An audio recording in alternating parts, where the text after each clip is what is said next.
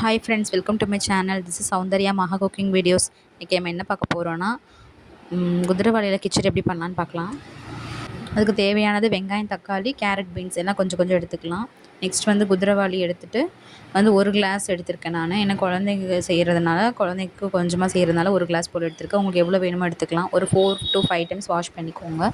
Wash பண்ணிவிட்டு next அது 10 minutes ஊற வச்சுக்கோங்க. 10 மினிட்ஸ் ஊற வச்சுட்டு நெக்ஸ்ட்டு ஒரு குக்கரில் எண்ணெய் ஊற்றி எண்ணெய் ஊற்றிக்கோங்க. எண்ணெய் கொஞ்சம் சூடாகட்டும். எண்ணெய் சூடானதும் கடுகு, கருவேப்பிலை, அதுக்கப்புறம் வெங்காயம் போட்டு கொஞ்சம் ஃப்ரை பண்ணிவிடுங்க. ஓகேவா? ரொம்ப ஹெல்த்தியான டிஷ் இது. கண்டிப்பாக குழந்தைங்களுக்கு செஞ்சு கொடுங்க. வெங்காயம், தக்காளி போட்டு வதக்கிட்டு நெக்ஸ்ட்டு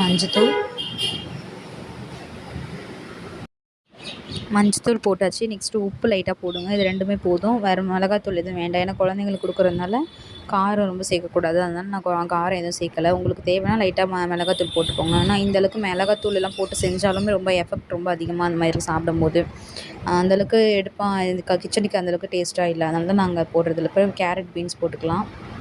கேரட், பீன்ஸ் போட்டுட்டு கொஞ்சம் நேரம் வதக்கிட்டு அதுக்குள்ளே நம்ம குதிரைவாலி அரிசி நல்லா ஊறியிருக்கும்.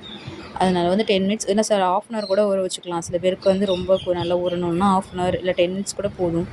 நல்லா அந்த ஊறின பிறகு இது கொஞ்சம் வதங்கிருச்சு. நெக்ஸ்ட் நம்ம அந்த குதிரைவாலியை எடுத்து அந்த அரிசியை எடுத்து நம்ம போட்டு கொஞ்சம் கிளறிடணும். ஒரு கிளறிட்டு எல்லாம் ஒன்றா மிக்ஸ் ஆகட்டும். ஸோ அது வரைக்கும் கிளறிட்டு இருங்க. உப்பு நெக்ஸ்ட்டு அதுக்கு தண்ணி அளவுக்கு ஏற்ற மாதிரி நம்ம ஊற்றிக்கலாம். நான் ஃபஸ்ட்டு 1 கிளாஸ் அரிசி எடுத்துருக்கறதுனால ஒரு 3 கிளாஸ், ஒரு 3.5 கிளாஸ் போல் தண்ணி ஊற்றிருந்தேன். உங்களுக்கு அதுக்கேற்ற மாதிரி இப்போது 4 கிளாஸ்னால் இன்னும் கொஞ்சம் குறைவாயிடும். ஆனால் நம்ம 2 கிளாஸ் அதுமாதிரி கம்மியாக ஊற்றினோம்னா ரொம்ப கட்டிப்பட்டுரும்.